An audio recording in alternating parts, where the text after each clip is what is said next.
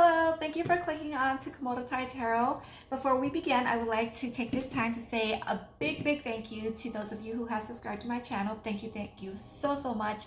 I've never in a million years would have thought that anybody was going to subscribe, but you guys did, and I would like to just say thank you so much. Okay, moving on to the disclaimer.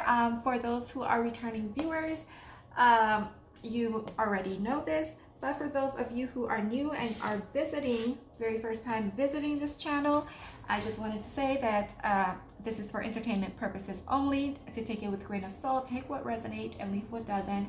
I'm sure you heard this in many of the YouTube tarot card reading channels already, but yes, I just wanted to repeat that again, remind you guys again of that. And this channel, we do weekly readings for now. Because I'm still contemplating about like doing additional readings on different topics and things of that sort, right? But it's still not, it's still in the planning stage, all right? It's still in the planning stage.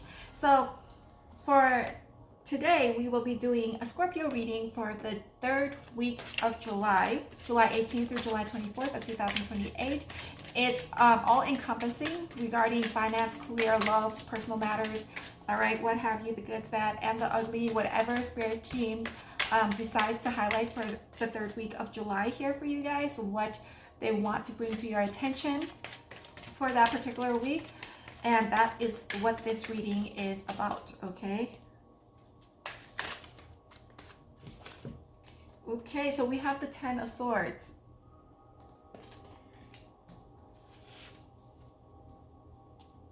I sense that some of you have already found out something, okay, with regards to betrayal and deceit.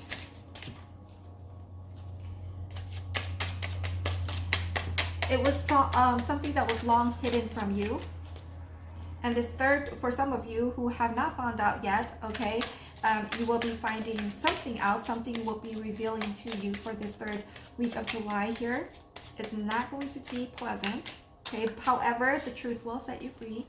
I just wanted to say that. Okay, so it's not all negative. There are some positive, as I always like to say and tell myself, okay, no matter how negative a situation is, there are still positives that you can take away from it, such as the lessons. Okay, the lessons to those experiences can always be counted as a positive because it helps you to grow and mature as a person. Okay, Ten of Swords, death. Okay, it could be a death, an actual literal death of someone that you know that will be happening, or for some of you it could just merely be a transformation as a result of the Ten of Swords, of this deceit that's coming out into the open. And the Hermit, this will make you want to withdraw from society and just take time out and to be by yourself.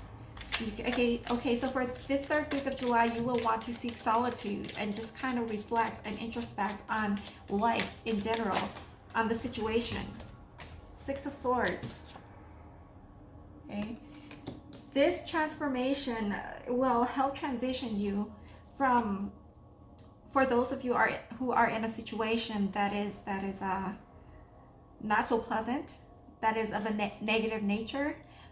You will be coming, or you will be moving from the chaotic environment, whether it's in your actual environment or just within your mind, okay, into calmer waters here.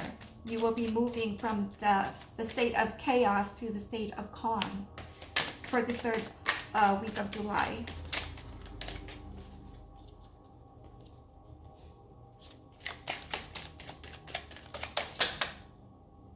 Too many.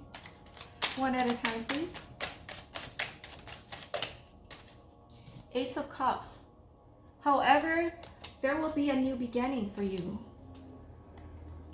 in terms of emotions. Once you move out from that Ten of Swords energy, you will have a new sense of profoundness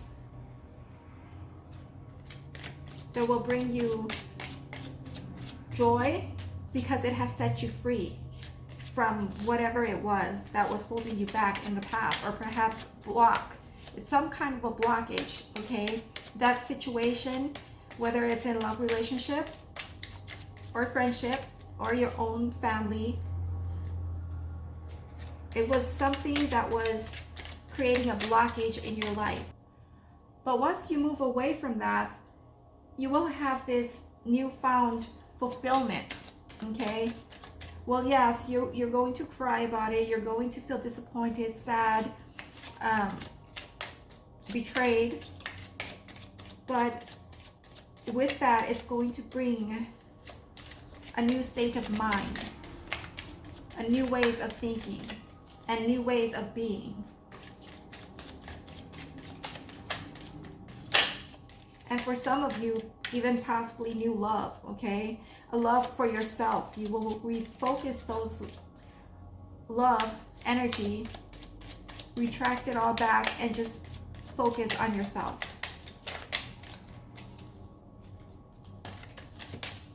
What else? What else? 3, 4. Okay, we'll just take this. 2 of Swords.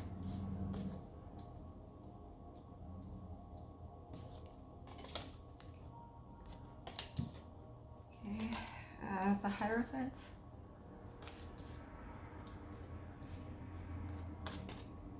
Queen of Rods, 4 of Cups,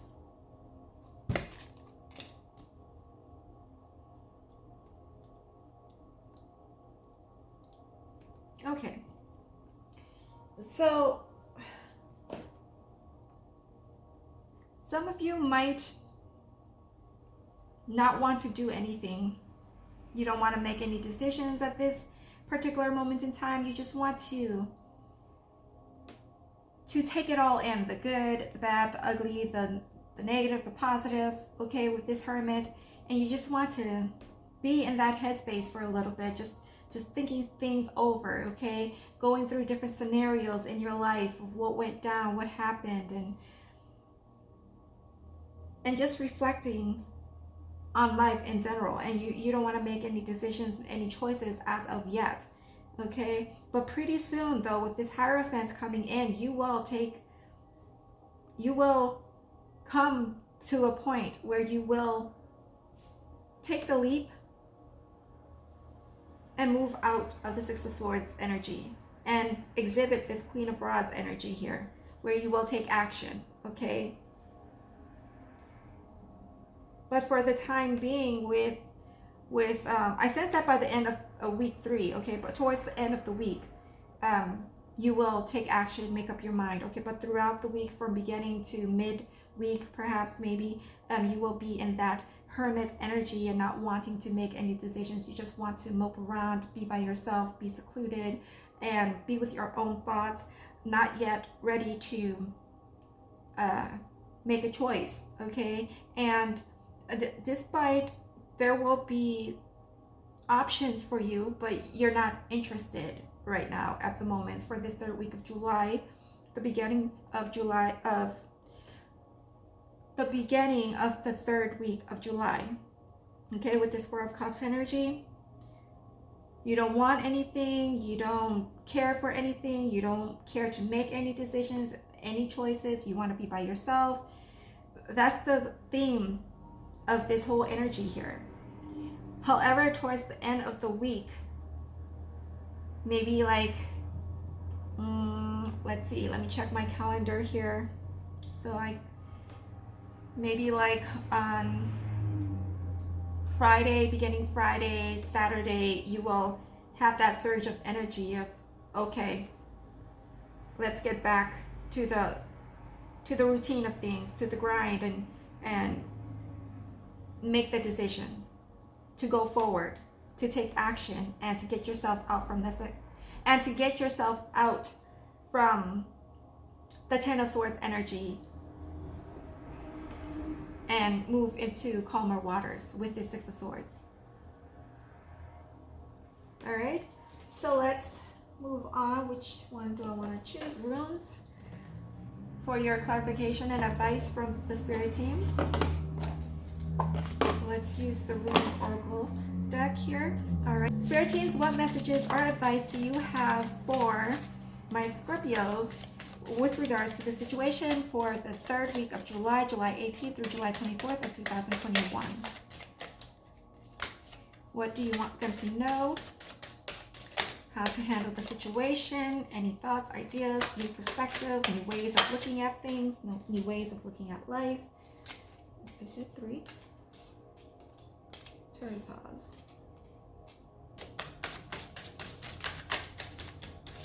One more, please. Answers. Answers? Okay, so we got that.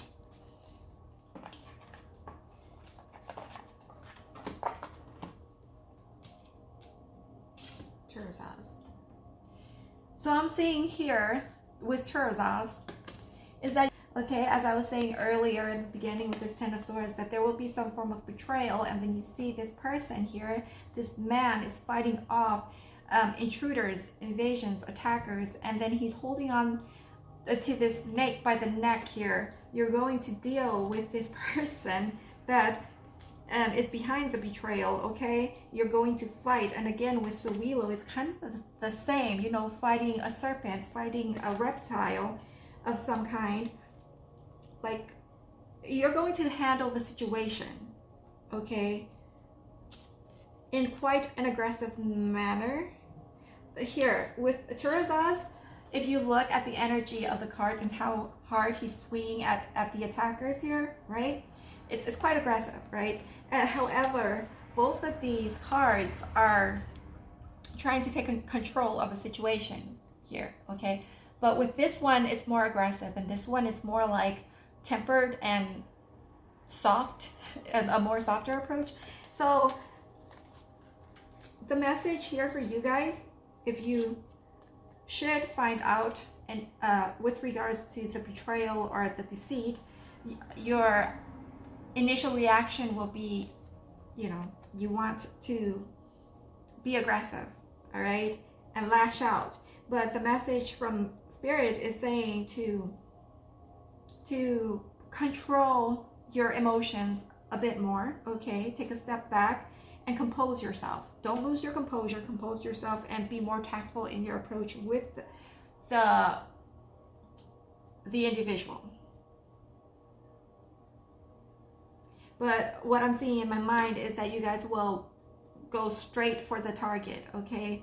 Once you find out your emotions is going to be over the top, and you are going to go straight for the kill. With Anzaz here,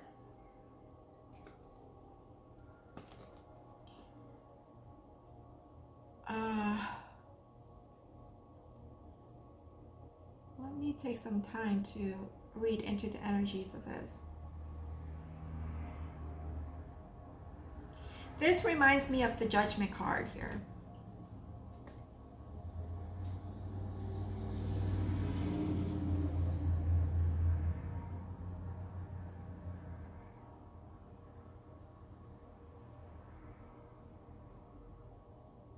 You will have justice with this situation, okay?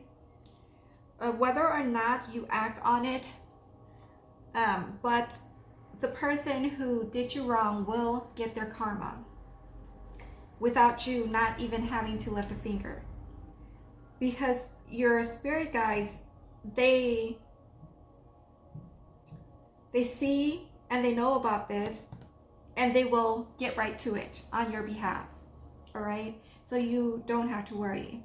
But for some of you, unfortunately, I see here a select few that you know, someone that you know, it doesn't necessarily have to be people in your family, although some of you it might be. There might be some form of like a part of ways, separation, or actual death happening. Or perhaps you have someone in the family that's ill for a long time, okay, in and out of the hospitals, and you know, their days are numbered, and you kind of know that in the back of your mind, but it's like each and every time that they go to the hospital and they always come out okay. You know, this third week of July could be the final time that they go into the hospital and don't make it back out. But yeah, I mean, I'm only getting like a one or two of you who's viewing this that will happen, but the majority of you is more of like a situation coming to an end, okay? A betrayal coming into the open, all right? Being revealed to you to show who is the one that is behind all of your downfalls or streaks of bad lucks, so to speak.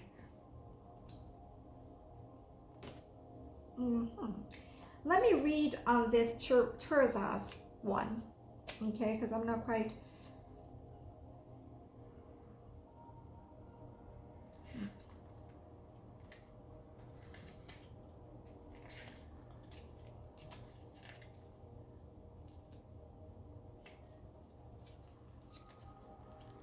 Okay, Terzas means, its meaning is thorn. The key word here is struggle and or conflict. The rune is associated with struggle and the dangers involved in completing a challenge. The image is of Thor, the god of thunder and divine warrior, kills the poisonous serpent, and to do so, he needs all of his courage. He does not fear pain or being bitten. You must take risks in order to win, and since the outcome is not clear until the end, you must accept this truth and banish fear. It's time to face your wild side. Let's focus our attention on how we react to change. Do we have the courage to get to the bottom of situations, or do we prefer to close our eyes to when facing inconvenient truths, perhaps in fear of having too strong a reaction? The rune instills courage and clarity of thought each time we must face risks and potential danger. Yes, courage to face the truth and prefer to close our eyes when facing inconvenient truth with regards to, and it kind of goes with the whole theme of this reading with the Two of Swords here. It's blindfolded, not wanting to make a decision, just wanting to be in that headspace in your shell, withdraw from the world around you and situations and people around you. But you have the courage to come out of this. Ansas, mouth. The meaning of ansas is mouth. The key word here is word. Associations. The rune is linked to words and language. The card represents Odin, the god of war, magic, knowledge, and poetry. He is speaking while the two figures on either side are listening to his prophecy. Ansas, which literally means mouth, has to do with all that is conveyed orally. The word is a powerful weapon. It can seduce, deceive, or dispel the darkness of illusions. All facets of communications are considered in this card: exchanging ideas, teaching, comprehension, lies, deceit, flattery, and secrets. What does verbal communication mean for us? Do we always express our ideas, or are we timid and prefer hiding what we truly think? Also, can we keep a secret and know when to keep quiet when circumstances require? The Ansas card helps us in those situations where there is an exchange and verbal communication. Yes, again, as I was saying, the message here from Spirit is for you to keep your composure, okay? It's better to find a more softer approach rather than an aggressive approach to this situation here for the week of, for the third week of July. Sowilo, let's see Sowilo. What does that say about Sowilo? The meaning here is wheel, and the key word here is concentration. Sowilo is associated with charisma and driving energy. A young man with a seemingly delicate movement tames a huge dragon as if by sheer force of mind. Everything can be achieved as long as you use the right tools and your awareness. The card invites us to channel our forces and funnel them toward a single goal. Mind and heart must become allies because within their union lies true power. The card furthermore symbolizes a lucky moment. Now that events are favorable, we must not rest on our laurels, but act with all our concentration. Do we enjoy good psycho-physical balance? Do we know how to seize opportunities on the fly? Do we feel worthy of success? Sowilo helps to shed light on our wishes and focus our goals.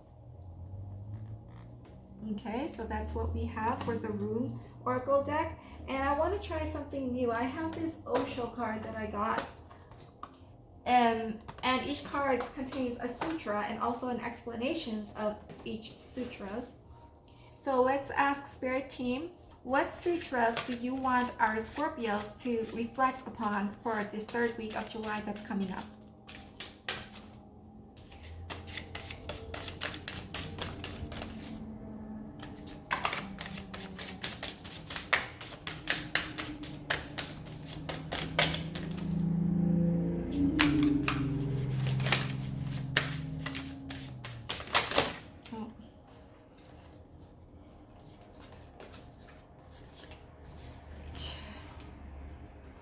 So we have this one. The sutra is, existence is sorrow, understand and go beyond sorrow. This is the way of brightness. Which fits perfectly well with the reading here that we have. Let's see, 37.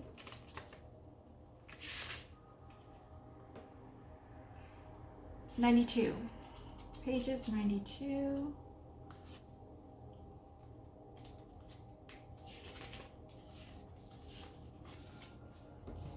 Sorrow arises out of clinging to momentary things that you cannot make permanent. It is not in the nature of things. It is against the universal law. It is against Dhamma. It is against Tao. You cannot win. If you fight with the universal law, you are fighting a losing battle. You will simply waste your energies. What is going to happen is bound to happen. Nothing can be done about it. All that you can do is about your consciousness. You can change your vision. You can see things in a different light, with a different context in a new space, but you cannot change things. If you think of the world as very real, you will suffer. If you see the world as a strange dream, you will not suffer. If you think in terms of static entities, you will suffer. If you think in terms of nouns, you will suffer. But if you think in terms of verbs, you will not suffer. Nouns don't exist. They exist only in languages. In reality, there are no nouns. Everything is a verb because everything is changing and everything is in a process. It is never static, it is always dynamic. The second thing Buddha says is existence is sorrow. To be is sorrow, the ego is sorrow. First he says, see the world as dream, fluctuating, changing, moment to moment, new. Enjoy it, enjoy its newness, enjoy all the surprises that it brings. It is beautiful that it is changing, nothing is wrong about it, just don't cling to it. Why do you cling? You cling because you have another fallacy, that you are. The first fallacy is that things are static, and the second fallacy is that you are, that you have a static ego. They go together. If you want to cling, you need a clinger. If you have no need to cling, there is no need for a clinger. Go deep into it. If you don't need to cling, the ego is not needed at all. It will be pointless. In fact, it cannot exist without clinging. The dancer can exist only if he dances. If the dance disappears, where is the dancer? The singer exists only in singing. The walker exists only in walking. So is the ego. The ego exists only in clinging, in possessing things and dominating things. When there is no domination, no desire to dominate, no desire to cling, no desire to possess, the ego starts evaporating. On the outside, you start clinging, and in the inside, a new clarity starts arising. The ego with all its smoke disappears. The ego with all its clouds disappears. It can't exist because it cannot be nourished anymore. For it to exist, it has to cling. It has to create my and mine, and it goes on creating my and mine in every possible and impossible way. The I exists only as an island in the ocean of my and mine. If you stop claiming things as my and mine, the ego will disappear on its own accord. Neither the wife is yours, nor the husband, nor the children. All belongs to the whole. Your claim is foolish. We come empty-handed into the world, and we go empty-handed from the world. But nobody wants to know the truth. It hurts. Empty-handed we come, and empty-handed we go. One starts feeling shaky, one starts feeling scared. One wants to be full, not empty. It is better to be full of anything, any garbage, than to be empty. Emptiness looks like death, and we don't want the truth. Our whole effort is to live in convenience, even if that convenience is based on illusions. I demand an explanation, and I want the truth, shouted the irate husband upon discovering his wife in bed with his best friend. Make up your mind, George, she calmly said. You can't have both. Either you can have the explanation or the truth. And people are more interested in the explanation than in the truth, hence so many philosophies. They are all explanations. Explanations to explain away things, not to give you the truth. Explanations to create great smoke so you need not see the truth. And Buddha's insistence is that you see it, because without seeing it, you can't go above sorrow. there you have it. I hope that helps. I hope it resonates with you. If it does, please leave a like, comment, subscribe, and I hope you have a blessed day, and I will see you next time. Bye.